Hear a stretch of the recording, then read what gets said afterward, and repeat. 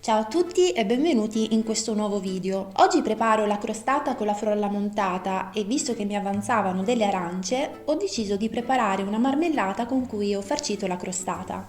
Per prima cosa ho lavato le arance e le ho private della buccia. Poi le ho tagliate a pezzettini cercando di eliminare le parti bianche che renderebbero la marmellata amara.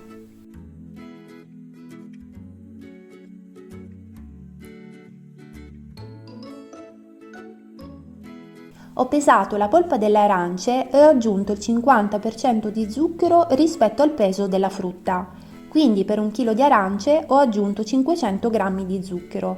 Se vi piace la marmellata un po' più dolce potete tranquillamente aumentare la dose dello zucchero.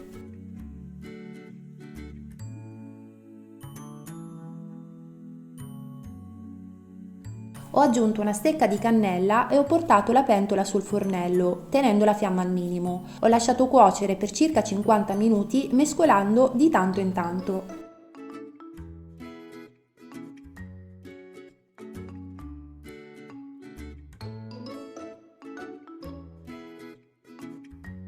A quasi fine cottura ho tolto la stecca della cannella e ho frullato la marmellata per avere una consistenza un po' più fine. Se a voi piace sentire i pezzi della frutta, potete tranquillamente saltare questo passaggio.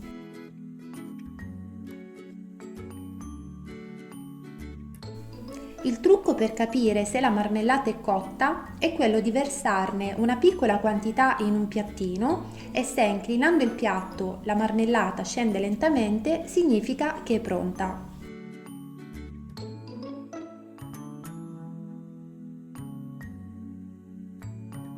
A questo punto potete scegliere se procedere alla conservazione della marmellata sterilizzando i barattoli oppure, come nel mio caso, farla semplicemente raffreddare, conservarla in frigorifero e utilizzarla nei prossimi giorni.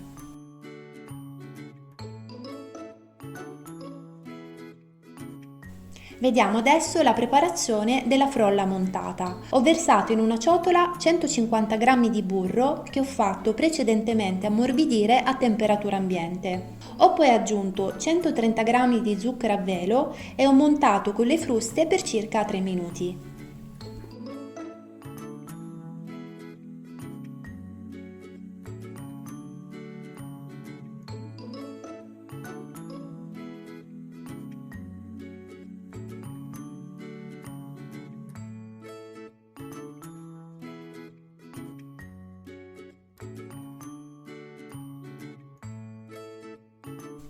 Ho aggiunto 3 uova intere e ho montato con le fruste ancora per qualche minuto.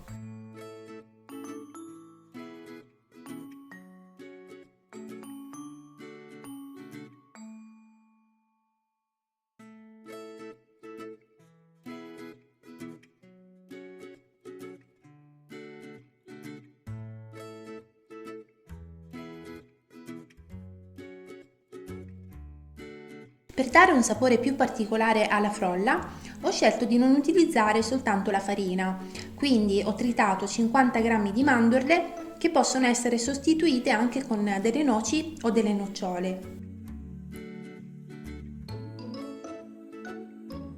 Ho aggiunto quindi i 50 g di mandorle tritate al composto, 300 g di farina che ho setacciato e infine ho aggiunto anche una bustina di vanillina e un pizzico di sale.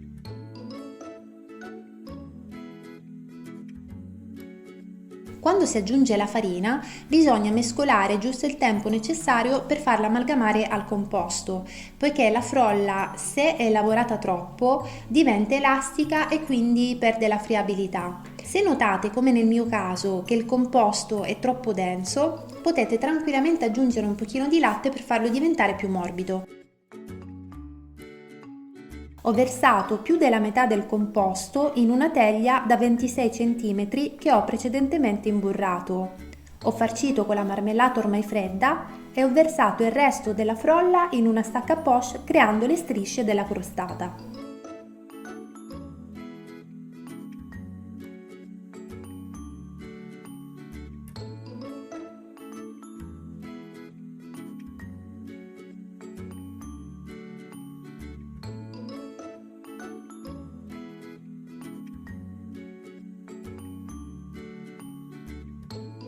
Prima di infornare la crostata a 170 gradi per circa 35 minuti, bisogna metterla in freezer per circa 40 minuti. In questo modo, durante la cottura, le strisce decorative della crostata non perderanno la loro forma.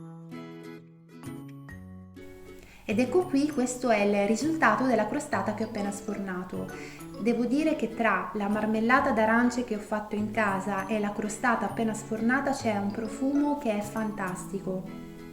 Io vi consiglio di fare entrambe le ricette. Se non vi piacciono le arance, potete ad esempio sostituire questo tipo di frutta con le fragole, che sono anche di stagione, con le prugne o con altri tipi di frutta che preferite. Se non amate particolarmente la marmellata, potete farcire la frolla anche con della Nutella, della crema pasticcera, eccetera.